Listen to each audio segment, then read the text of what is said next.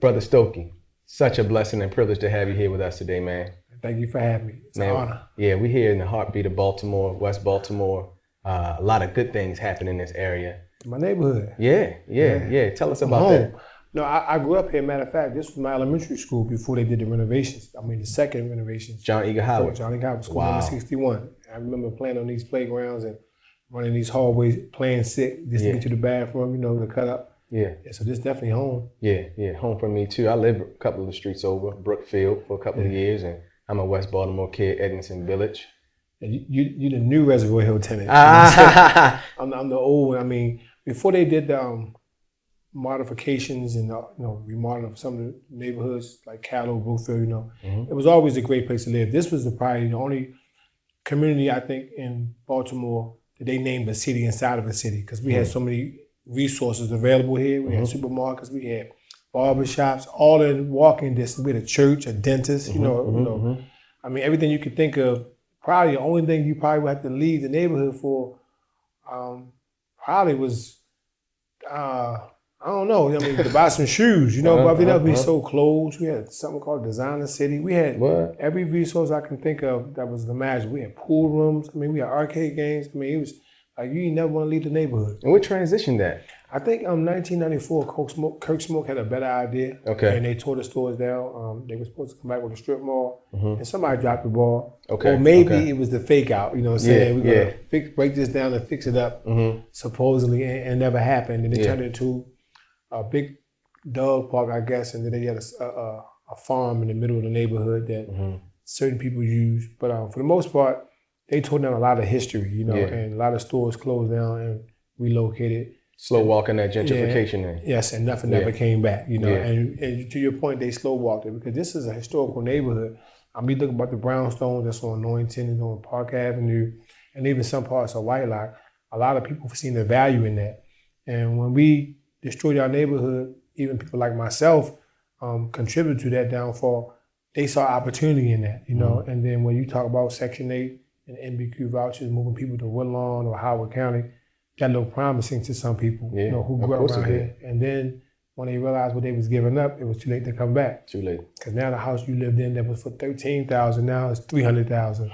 You know what I'm saying? So and it's no way that you can afford it. That's the okie doke, Super okie doke. But I mean, when you know better, you do better.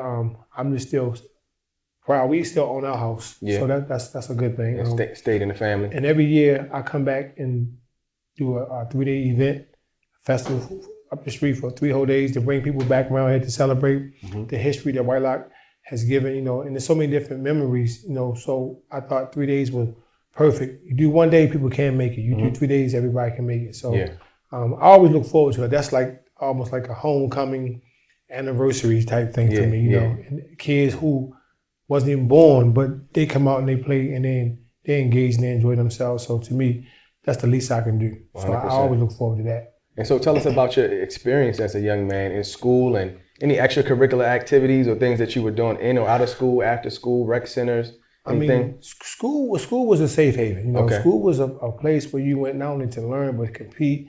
There was camaraderie, you know what I'm saying?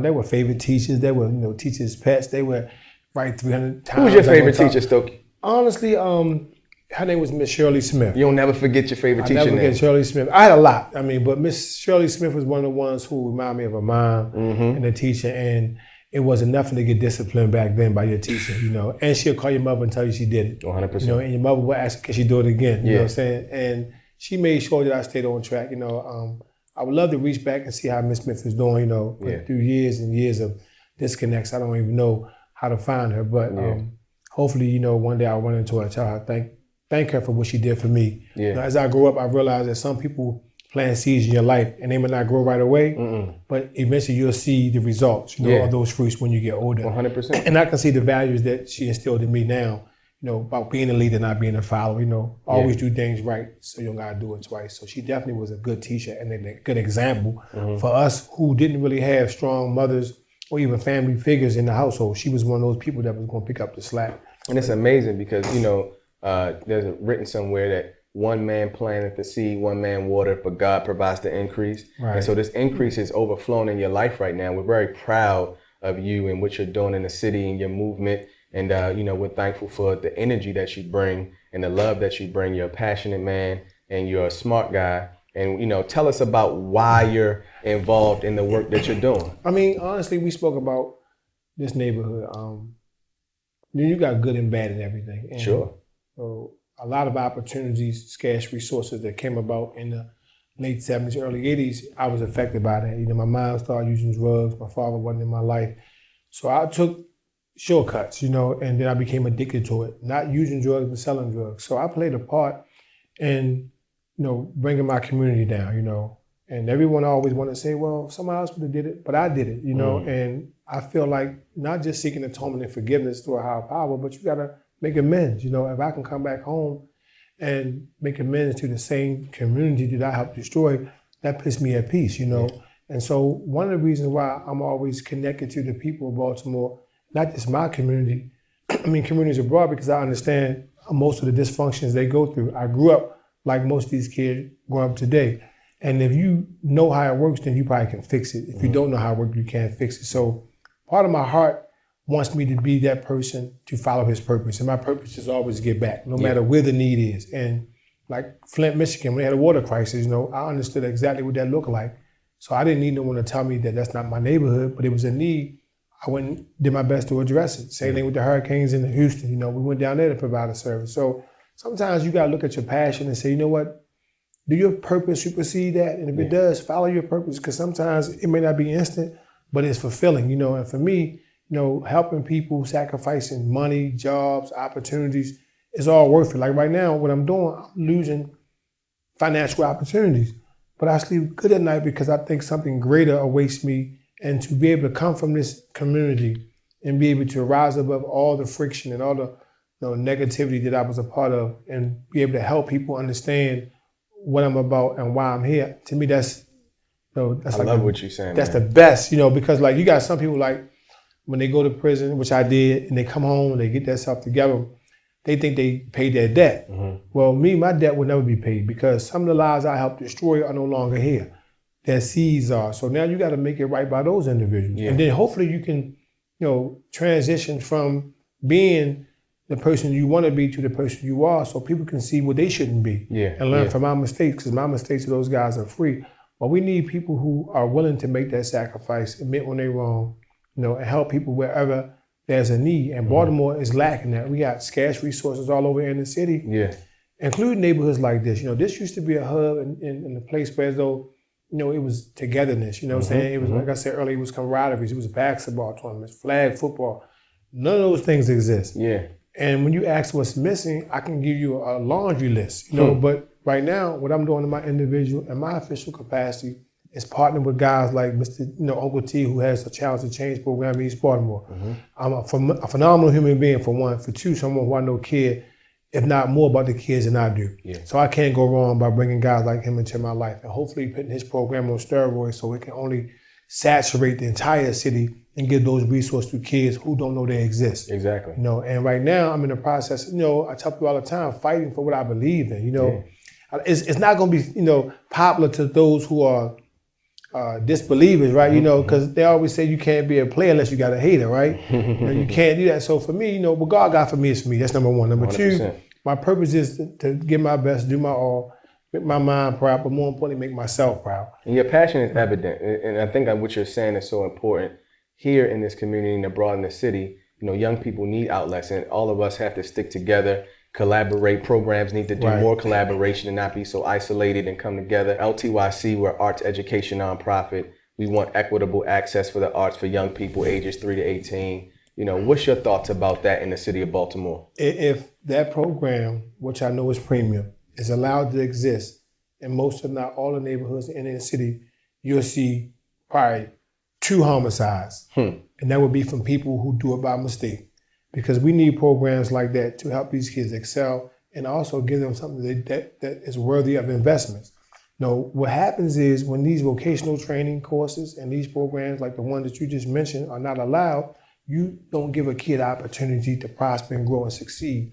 We need these type of programs because everywhere else, all over the world, you see kids participating in arts, music and programs, because that's a form of winning. Like, I think about statistics when, I did some numbers in 2015 to 2019.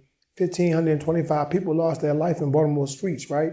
87.4% of those people was into music. Yeah. But there are no major music programs for these kids to go to and say, you know what, here I am. You know? So I think this program you just mentioned, is wonderful, and it's one need to be celebrated and put in front of everybody, especially those demographic you just described, so they can excel. We need programs like that. So I mean, anything I can do to even be a part of it, is done. I mean, you're doing it by walking your walk and speaking your truth and being an honest man that's being directly involved in the community and doing all you can. And I mean, the articulation of your story, the articulation of your passion, the articulation of your vision for Baltimore is evident. Yeah, I mean, because, when I used to go to the recreation centers, we had art programs, we had musical rooms, we had things that kept us busy. Yeah.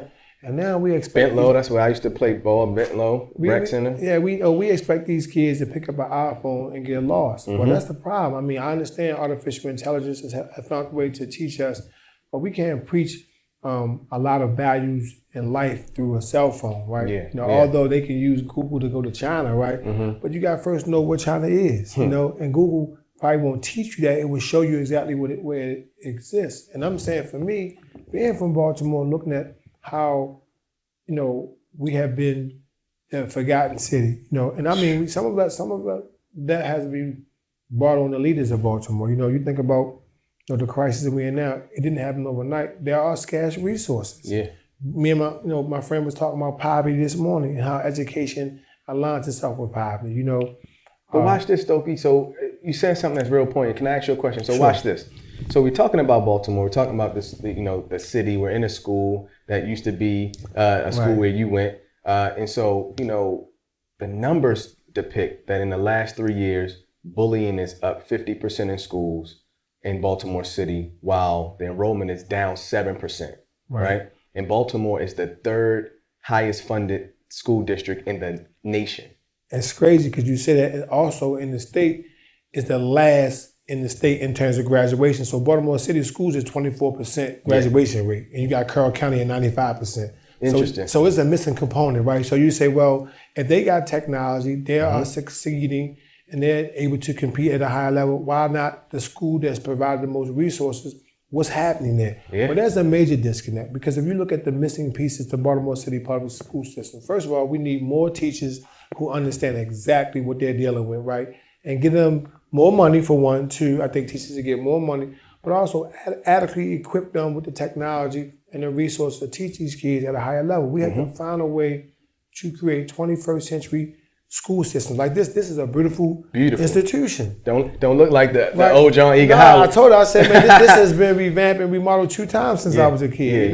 Yeah. And And this is what the kids need. Thank and this God is what I'm the able kids to deserve. see it, right? So I mean, to your point, I think when you think about the test scores, when you think about why kids even go to school these days, it starts at home. Some of these kids come to school just to eat, right? Some of these kids come to school, and when they get bullied, something happens in their life that wasn't addressed, right? Yeah. So one of the things that we discuss about dealing with bullying is finding a real role model, right? Not a textbook, a real role model who has the experience to problem solve and troubleshoot in real life, and give these kids on both sides of the fence opportunities to vent and find out what the problem is. Yeah. Because sometimes when a kid is bullying someone, he probably was bullied.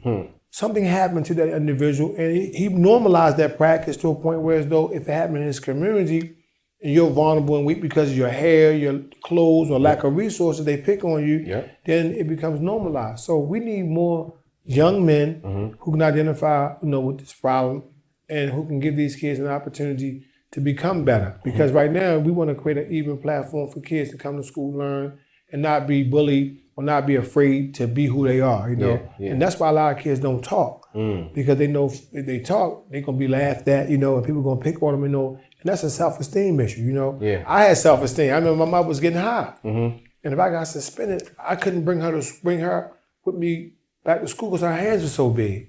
So I didn't want nobody to identify me with a junkie. So when I got suspended, I would ask my aunt, or I'll wait 4 days to come back to school instead of 3, because I knew my mom was going to embarrass me. So it's so many stigmas that affect us, growing up in the inner city of Baltimore, that's not being addressed. And when you look at the bullying, you ask yourself, why? Where does it come from? And when you say about the talking and the communication, that's powerful, Stokey, because with the arts, it gives the kids opportunity to have those social outlets, whether it's creative writing, whether they're writing songs, they singing, they dancing, they acting. It gives them that push to feel self-esteem, higher self-worth, confidence, feel a strength in their lives, and an opportunity to really, communicate. That's their language. Yeah, If you think about how they speak to each other, sometimes they speak through their experience. I know one time Oprah was saying, well, rappers need to start using the B word, right? Mm-hmm. And I get it. We can change the B word to an F word, however you want to say it, right? But the thing about it is, most of these young men and women are rapping about their experience. 100%. They're using art to articulate and message and communicate with each other because they know for a fact it's relatable, right? Yeah. And I always tell people there are 3 components in art that always translate, energy and performance. It's trust, respect, and relationship. Say it again. Trust, respect, and relationships. Wow. Those 3 components, if they are in place, you're going to have a successful outcome because these kids are going to talk to you, they're going to trust you, and they're going to agree with you because they relate to you. Yeah. It's hard to get someone to come into your life that you don't trust, relate to, or respect. It's hard. And we just left for school, and it's so funny. They wouldn't let me into school because they say we didn't call or they didn't get permission to talk to someone. And I mean, you got a crisis right now in these schools. Yeah. And I'm saying right now, we are able to go, I was anyway prior to this day, to go to schools and talk to kids just from my experience. Yeah. And try to help them understand how to problem solve and troubleshoot and be better young men or even young women. Because experience is the best teacher. But it's so many rules and regulations now, and I get it, but I think sometimes the principal has to supersede and understand the importance of getting kids real valuable help. Yeah. Because you can bring a person in here that has a doctorate degree, they got 17 years at Stanford, Yale, Harvard, right? But this kid's not gonna relate to them. Because guess what? Kids don't care how much you know until they know how much you care. That's it. That's and I tell people all the time. And one of the reasons why I do what I do because I do care, and I hope over the last 10 years I expressed that in my deeds. But if not, then I got more work to do. But more importantly, to your point, you can't make this up as you go along. Mm-hmm. A lot of people do it because it sounds good, and sound bites and things of that nature, And I hate this role I had to play, as hopefully an elected politician, right? But that's the only platform I can think of that can help the masses. Because when you do things out of pocket and you run around the city giving everybody your antidote, right? Sometimes you run short or you run thin. And then people in East Baltimore feel denied. Well, if you got a big enough platform and you got enough relationships and resources, everybody can be served. Yeah. But it takes a lot to go through that situation because you got to make sacrifices. Mm-hmm. And right now, people in leadership, they got this nostalgic approach, right? Mm-hmm. We got to change that formula and come up with ideas, and perceptions that make sense today. What steps can we take? Well, first of all, let's start with leadership. You got to understand,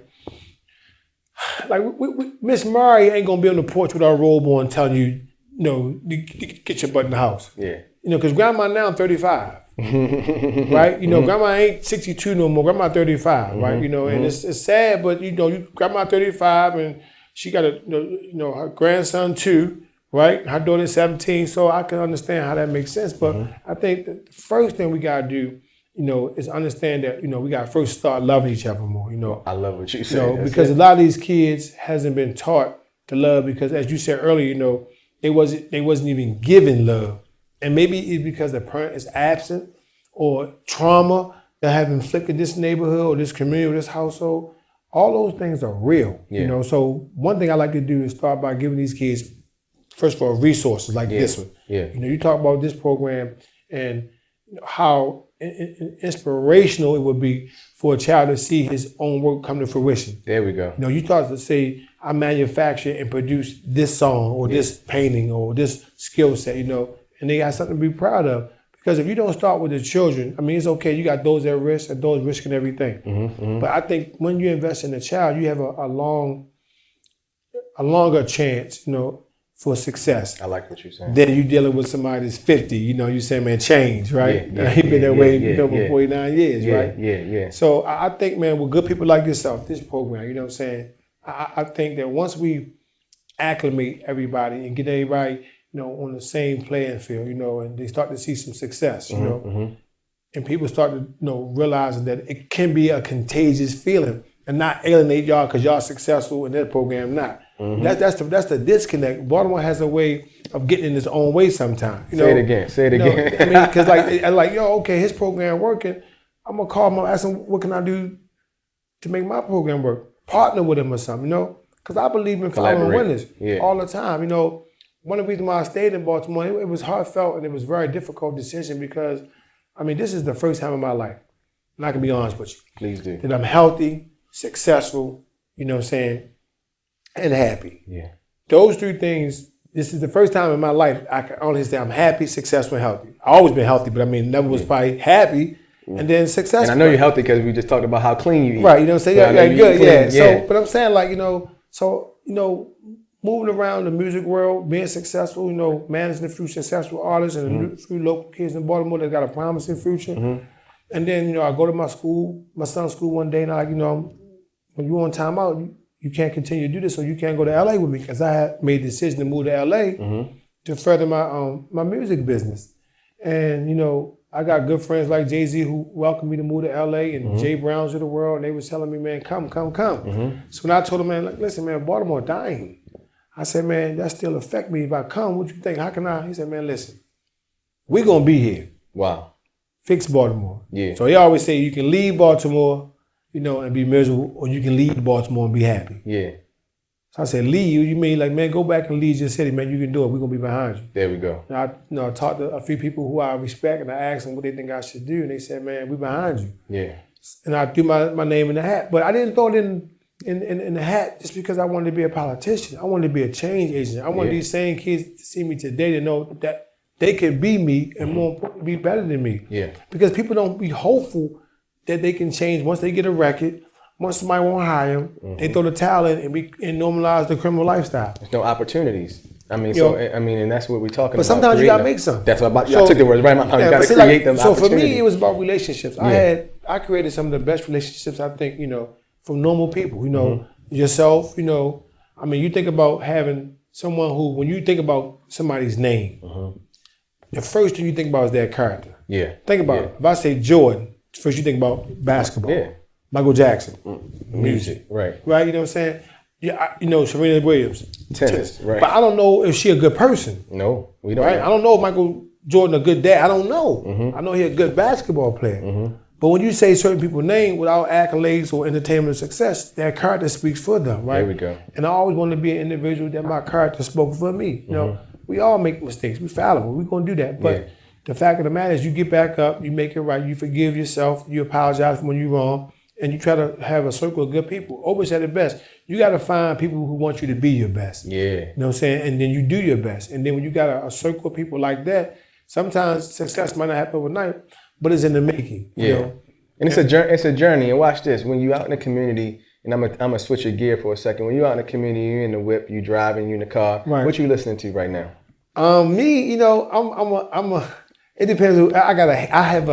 I have been blessed with a hater, right? She's my assistant, so when she ride with me, if I listen to slow music, she think I'm in love or soft. So sometimes I might just keep something on repeat, and it might be something that motivates me. But I'm a Jay-Z fan, of course. So I listen to Jay-Z and a lot of music I can relate to. But what's your favorite Jay-Z? Reasonable Doubt? He got a song. My favorite one is not Reasonable Doubt. My favorite one is Hard Knock Life. Maybe. I knew you were going to say that. Because, and that's the one that made him a pop star. Right, because when I was going through my trials, my tribulations, that music helped me get through it, right? But he got this one song out called Friends, and he speaks about his relationship with his wife and things that he wasn't going to do, And, knowing that Jay came from where I came from, not Baltimore, just the same situations, And, like circumstances, yeah. And he figured it out, right? And today, I tell you, man, I gotta be very honest with you and transparent.